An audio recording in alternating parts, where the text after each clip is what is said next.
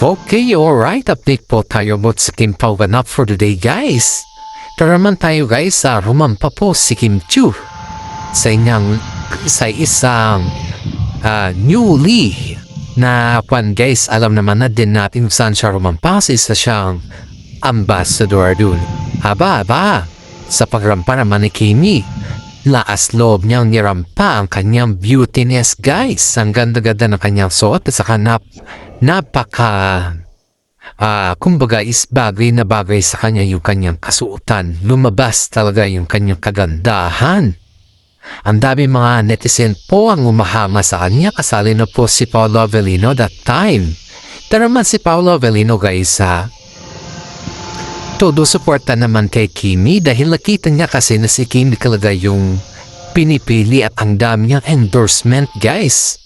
Halos lahat ata naman nag-i-endorse kasali ni mga politiko sa ngayon Sa ngayon, guys, ay pinipili si Kim Chiu kasi ang malakas ng impact ni Kim Chiu. At the same time naman po ay kasali na din po si Paolo Avellino kasi halos parehas lang po silang dami endorso. Ang dami nilang endorsement sa ngayon, guys, Pero itong si Kimi talagang free-flex niya talaga yung kanyang kabutihan at saka yung kanyang kagandahan. Maraming mga netizen po ang umahanga sa Kim Pao for today, guys. At hindi lamang po for today ay simula pa nung nag-umpisa sila na maging tambalan. Kaya nga po ang sabi ng mga netizen sa kanila na huwag na sana makalimot ang Kim Pao. Dahil kapag sila'y nakalimot, wala na, masisira ni kanilang tambalan sa buhay. Habayit pa na naman tayo, guys, after ng birthday celebration ni Kimi. Party ba? Biglang nawala ang Kim Pao? Tinatanong ng mga fans at mga kasama nila sa party bakit hindi daw na-flex yung dalawa. Ayon dito sa ating legit na sources, guys, ay may private pala na pinag-uusapan ng dalawa. Ewan natin kung ano yung private niyan. Pero sa katunayan, guys, parang may binubuo na naman silang plano patungkol sa dalawa nito dahil parang gusto nilang mag-out of town dahil sa sobra kasi nilang busy this week. At hindi lamang po this week, no last month pa parang nawawalan na po sila ng mga oras sa isa't isa. Ito naman si mami ni Paolo Avellino, gusto ulit makabanding ang dalawa. At ito naman si Kimi pumayag, guys, kaya maraming mga netizen po ang magsasabi na napakaswerte ni Kim Chiu sa mami ni Paolo Avellino dahil kahit papaano, kahit hindi pa niya nakakasama sa isang bubong, guys, ay talagang very close na yung dalawa.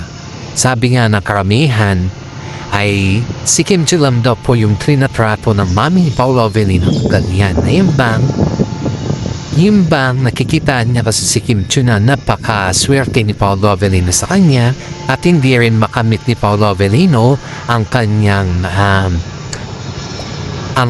tetanus sa ngayon kung wala si Kim. Hindi rin magiging sikat si Paolo kung wala si Kim. Yan po yung malaking pasasalamat ng mami ni Paolo Avellino kay Kimi dahil narating na din po ni Paolo Avellino yung tinatawag na kasikatan dahil sa kanya. Kaya sa ngayon, guys, yung mami ni Paolo po ay talagang kapag kasama niya si Kimi, todo effort talaga to, guys. Kahit nagluluto siya, parang hindi niya hinayaan si Kimi, guys, na magugutom.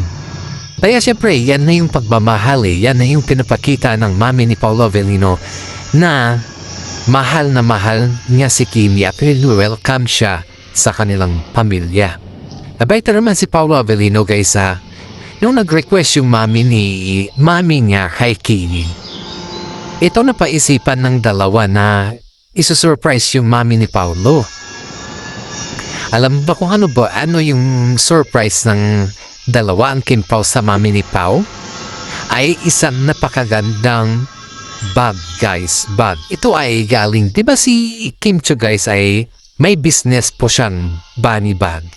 Isa sa mga mabenta or best-seller na business ni Kim Chiu ay yung mga bag ay ganun din po yung niregalo niya kay mami ni Paolo. Napakaswerte ni Kim Chiu sa pamilya Avellino, guys, dahil kahit papaano ay pinapakita talaga nila sa kanya kung paano sila mag-maintain or paano nila paano nila i-entertain si Kim Chiu, guys. Tuwing pumupunta si Kim Chiu sa bahay nila, guys, bahay nila Paolo Avellino, ay lahat ng mga pamilya ni Paolo Avellino dun, guys, ay sinasalubong si Kimi. Pero hindi lamang po sinasalubong, guys. Talaga binibigyan siya ng malaking alindog ba. Ibig sabihin yung bengjang pagsalubong talaga sa kanya, guys. Hindi lamang po yung basta-bastang pasalubong, yung sinasalubong lang siya. Hindi lang ganoon, talagang napakabengga, guys. Yan po ay utos ng mami ni Paolo dahil love na love niya si Kimi. Eto na naman tayo, guys, may isang issues na naman tayo na nasagap sa loob ng showbiz. Di ba nung rumampa si Kim Chiu, guys, at suot niya yung puting gown, is half casual ba nung pinatawag natin? Kasi hanggang lang dito sa tuhod ba? Aba, may mga inggitera na naman na nag-comment at saka pakutsada na naman dun sa casual ni Kim Chiu. Aba, sinabihan ba naman na hindi daw nababagay kay Kim Chiu yung kanyang damit dahil masyado daw payat at hindi daw komportable si Kim Chiu dun sa damit na ginamit niya. In fairness, guys, wala tayong naririnig kay Kim Chiu na ganun yung kanyang comment. At wala rin tayong naririnig kay Paolo Avellino na napapangitan si Kim Chiu sa kanyang kasuotan. At ang sabi naman ni Kim Chiu, okay lang sa kanya at komportable siya kasi mainit ang panahon eh.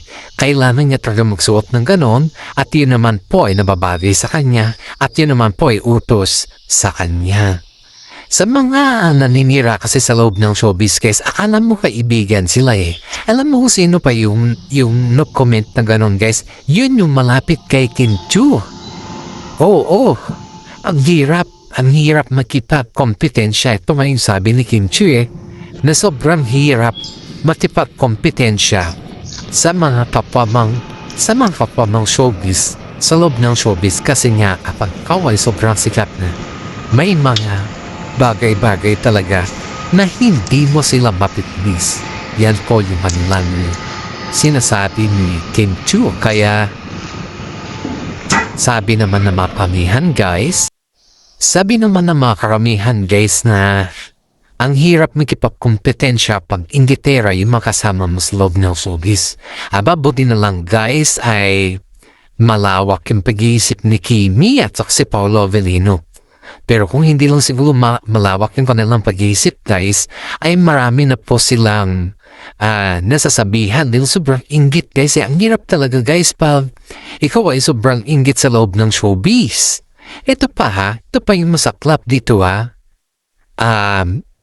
itong babae na to, itong actress na to, guys, ay matagal nung may iinggit kay Kim Chiu, pero si Kim Chiu lang, guys, hindi nga kasi kumbaga is ini-ignore niya lang dahil nga po alam naman din natin na pag tuwing may mga pambabas sa kanila, hindi naman sila talaga hindi sila pumapatol, pero may mga time din talaga na pumapatol din sila, pero hindi halos lahat. Kumbaga is yung nakukuha lang sa magandang salita. Parang ganoon lang ba? Parang kumbaga is hindi naman direct to the point na pinapatulan nila, pero may ibang patama lang ng konti. Ganun lang.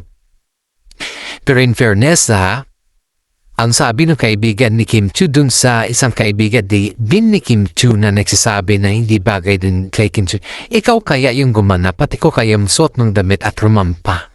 Para sa ganun ay at ibabas din kita. Para sa ganun ay malaman mo din kung ano yung reaction mo at kung ano yung pinagsasabi mo. Kasi nga, siyempre, guys, pag ikaw ay nandun na sa time na ganun ba, kahit naman siguro sino, guys, magagalit. Kung pinapangunahan mo yung isang tao na hindi naman ikaw yung nakakahawan ba? Di ba napakahirap? Kung iintindihin mo yung mga bagay-bagay na ganyan, guys, is napakahirap. Parang hindi mo masasabi sa inyong sarili na, ano kaya klaseng tao ito? Ano kaya klaseng ugali meron ito? Bakit palagi na lang nambabas at palagi na lang may sinasabi sa mga bagay-bagay na wala naman sa kanya. Bakit hindi na lang siya gumawa ng mga bagay-bagay na ikakabuting niya at ikakasikat na hindi yung ikakabash niya sa kapwa niyang artista. Ito yung mga sinasabi ng mga fans nila guys na patuloy na nagsasabi na wag na lang patulan yung mga ganyan na tao kasi sobrang hirap patulan mo yan. Aba guys, buti na lang kamu. May isang aktor na nakarinig dun sa kanyang sinabi at sinabi din kay Kim Chiu, buti na lang kamu. Natapos ang rumampa si Kimi at hindi na siya na-stress ba?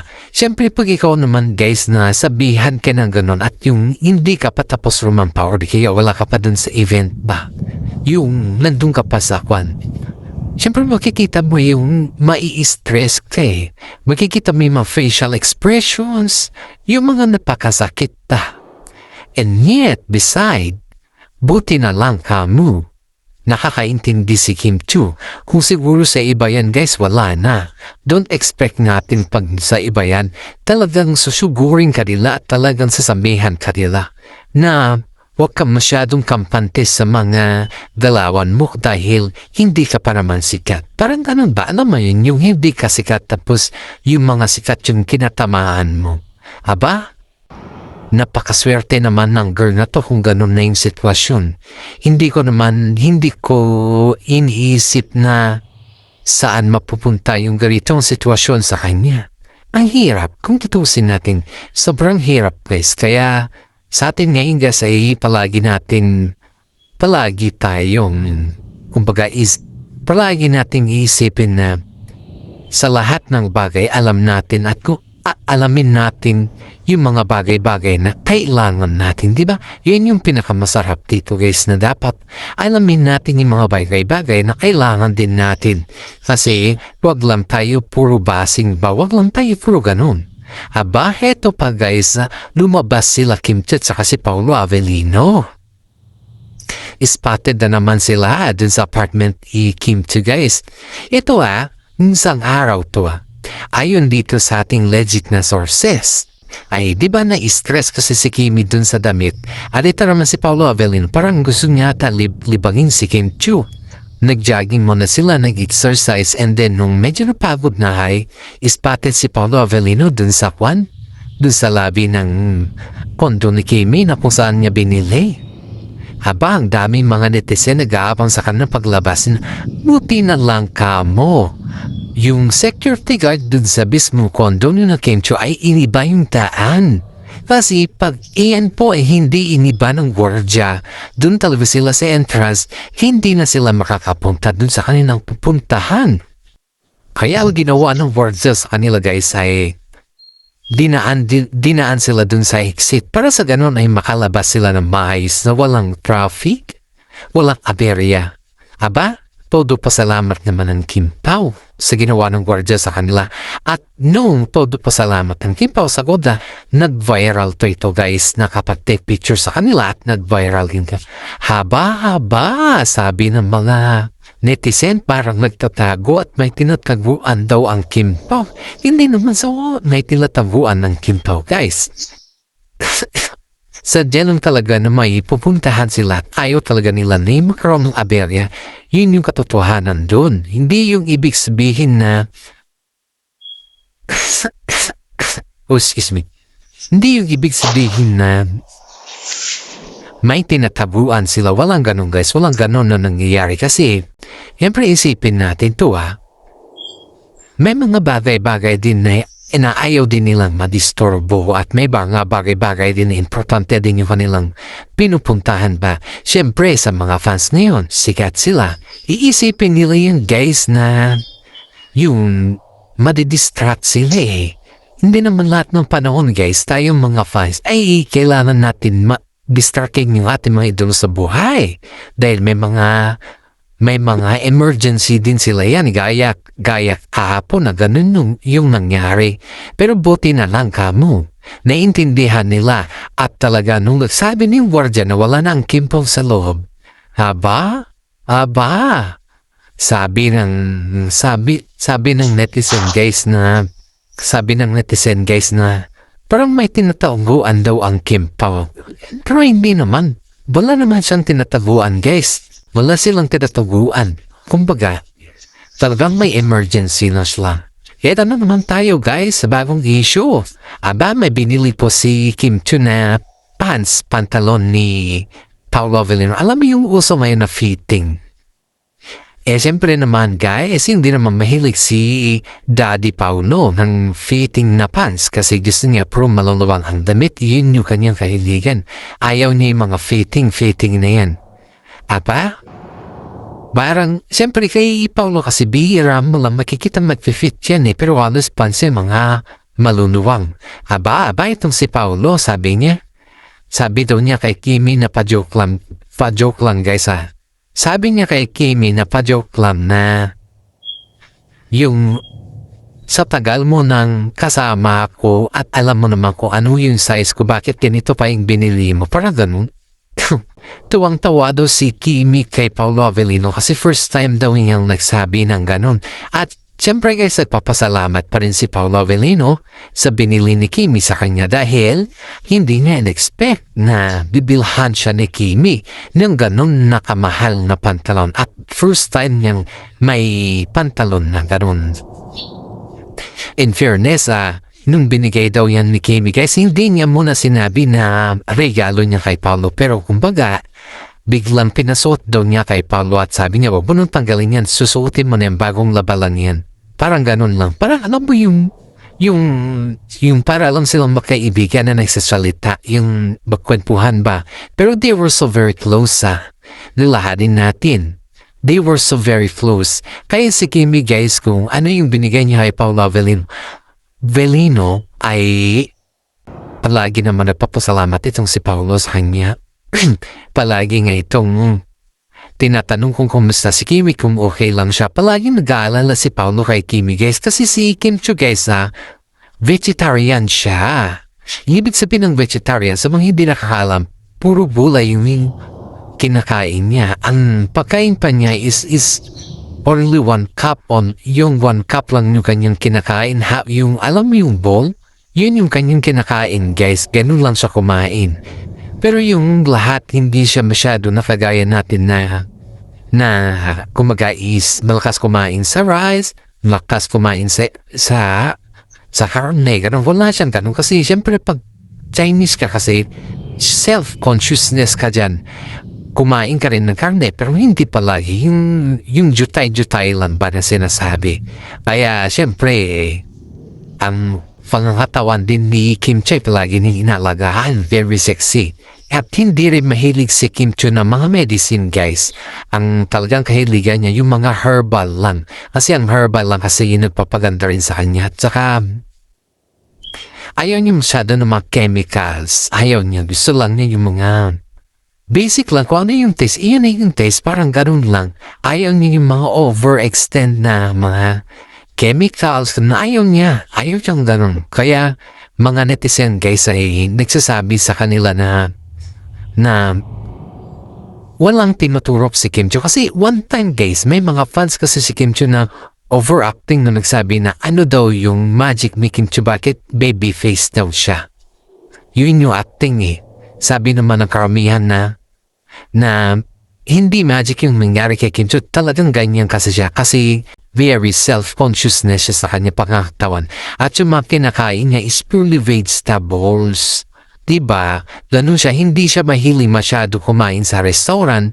Ang talagang kahiligan niya guys is he can cook her food every time. Yun siya yung nagluluto at saka small amount of the asin lang, small amount of the something like that. Mga very small amount lang guys. Hindi masyado yung mga matatamis. Ayaw niya masyado yan. Mga salty. Ayaw niya masyado yung mga sakto lang. Yung may nalagyan mo lang asin na konti. Ganun. Okay na yung kay Kim Chu. Hindi rin siya maarte guys. Lalong-lalo sa pagkain, simple lang, mga gulay lang, mga salad lang. Okay na yan kay Kim Chu, wala ka talagang masasabi sa kanya. Kaya sabi ng makaramihan, parang may ini-inject at iniinom daw si Kim Chu, mga gluta. Hindi guys hindi siya ganun siguro mayroon din pero hindi naman siya masyadong umiinom, mga basic lang. Kung magkasakit talaga siya at hindi na kaya ng herbal, yung matagal na yung panggamutan ba, ang ginagawa ni Kim Chiu pag matagal na yung gamutan sa kanya, ang ginagawa niya kasi guys is yung nagtitake na rin na siya ng mga medicine.